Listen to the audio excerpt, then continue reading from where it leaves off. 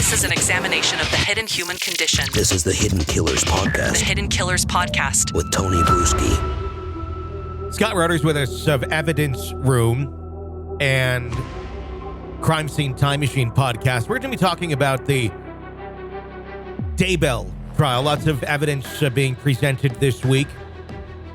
Both physical, time-stamped, digital evidence, and also quite a bit of emotional testimony and evidence coming to light. I'm just going to open it up to you, Scott. What has been standing out to you in this past week of testimony? Yeah, sure. I listened to the phone call with Lori's sister, and that was very emotional. The calmness of Lori Daybell when being confronted by her younger sister about how could you just move on dancing and being happy in Hawaii when your kids are missing and they're found in a pet cemetery and so on and her sister was hysterical. Mm-hmm. As you would imagine somebody to be. But Lori Daybell was so calm and creepily calm on that phone call. Although reports say that she did break down in the courtroom during that portion. I think the thing that stuck out to me was the cross-examination by Lori Daybell's attorney of the younger sister, where she established that prior to 2018, that nobody had any concerns about Lori being a good mother, about her loving her children, about, how her daughter was a little bit sassy, but Lori was very patient with her. And then he started getting into a little bit of the background of, now these new theories of religious philosophy started popping up in 2018 about, reincarnation and, evil auras and zombies and her being a goddess and so on and so forth. And I think what the defense is trying to do there is establish that prior to 2018, Lori was a pretty normal facing mom who loved her kids. And then something happened in 2018 that caused her personality to really just fracture, where these extreme, ideologies came out. And I think that's going to be part of the defense, that they're going to say she was influenced by her new husband and that it's her new husband's fault. And I think that's where the defense is starting to go. And I'm really curious about that. A lot of times when we think about somebody that has a dramatic break or a shift, we think it's something negative quite often. And I mean, obviously this is negative with what was going on with the children dying. But I don't know. I'm trying to piece it together. There doesn't really seem to be a dramatic trauma point that at least we're aware of with Lori and Chad. I mean, they created trauma with, the husband and the wife dying by unnatural causes and such. But prior to that, she was already acting kind of crazy and saying very bizarre things. Does it always take some sort of trauma to make somebody snap and go down that road? Or can it be something almost the opposite, almost an awakening, if you will, although it be very misguided, for someone to kind of snap, but they snap and they think they're doing the right thing. It's not I'm out of my mind and out of control. Yeah, I mean, I think it could be a slow ooze, We've all heard about, the term, down the rabbit hole. Yeah. You first look into the rabbit hole and there's something there, right? That's where a lot of these conspiracy theories come from, where, you look in and there's something there, but then you start going down deeper and deeper and it's a slow fall. So I think that it doesn't have to be something traumatic that happened all of a sudden, but it could just be an overtaking of her psyche with this new ideology being, reconfirmed by the people around her, reading things that confirm these theories that she has. And it could be a slow creep. It doesn't necessarily have to be a dramatic break of the psyche, but it could be a slow, deterioration of that psyche due to the type of materials that she was intaking and the type of people that she was surrounding herself with, her new husband, that slowly manipulated her, or she slowly allowed herself to, believe these things. I think there's going to be a combination of, a weak-minded person who's looking for answers, and I'm not trying to make any excuse for her, because obviously what she did was despicable.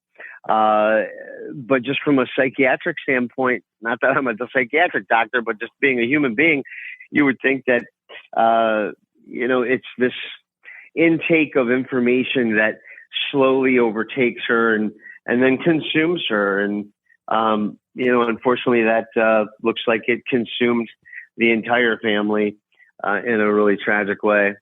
Let's talk about some of the evidence that has been found, specifically the bodies of the kids. And I'm not trying to get gross or graphic or anything, but obviously they were not found in great conditions. Tylee literally found burned in pieces. I believe the word melted was used in there in a bucket and found in the backyard. JJ was found more intact than Tylee.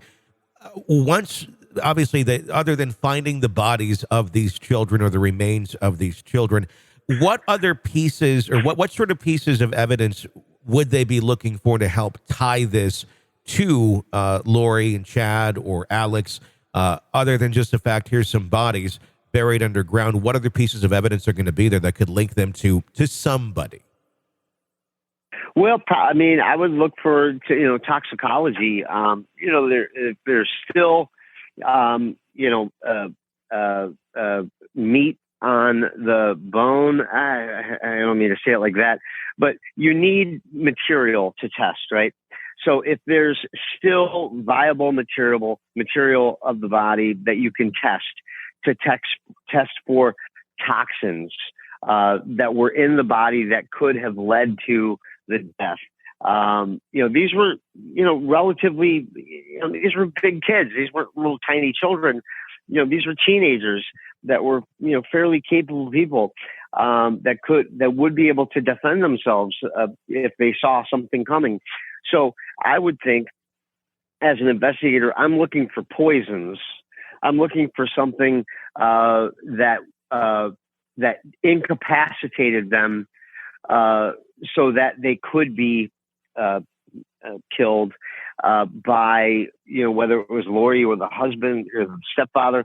But I would be looking for some kind of a poison that would give them the opportunity to then, get rid of the body and ultimately, try to just, to hide it.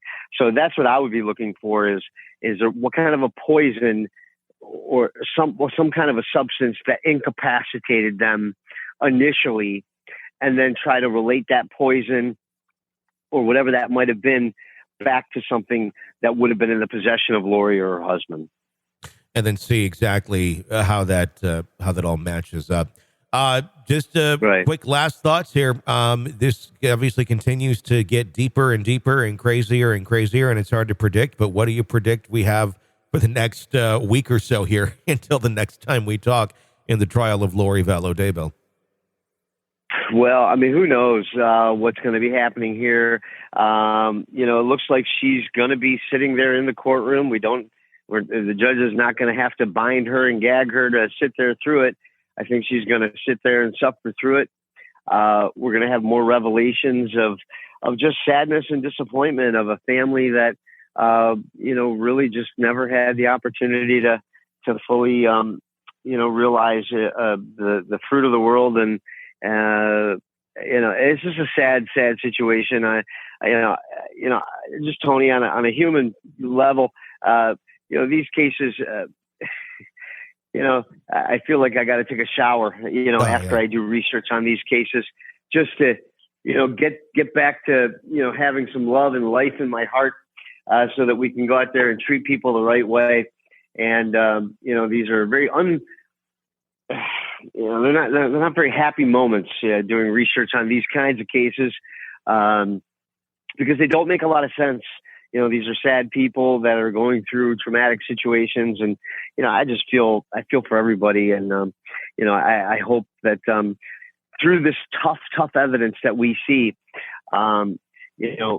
justice will be done. The veil of reality will start to lift in front of Lori, and eventually, those kids and their memories can start to rest in peace slowly, little by little, day by day. This is an examination of the hidden human condition. This is the Hidden Killers Podcast with Tony Bruschi. Scott Rutter of Evidence Room, thank you so much for joining us and giving us your insights. Scott, your podcast, Crime Scene Time Machine, what's going on over there? Well, over on Crime Scene Time Machine, we dropped a new podcast this week, back to being, in our serious investigation. It's an unsolved mystery. 2019, Rocky River, Ohio. The unsolved murders of Kate Brown and Carnell Sledge. Two friends sitting on a park bench in overlooking a creek, just having a nice friendly visit, when somebody came up from behind them, shot him twice in the back of the head while sitting on a park bench, and then shot her, the girl, as she fell into the creek. There has been no leads. There's been no arrests. I'm going to be working with Unsolved Mysteries, the TV show on Netflix, to put together a live shoot on that coming up this year. And I dropped the podcast where we're interviewing the family and going over the facts and circumstances of this terrible unsolved mystery, the death of Kate Brown and Carnell Sledge, over on Crime Scene Time Machine. I urge everybody to come over and take a listen to it. It's an important case. All right, awesome. Check it out.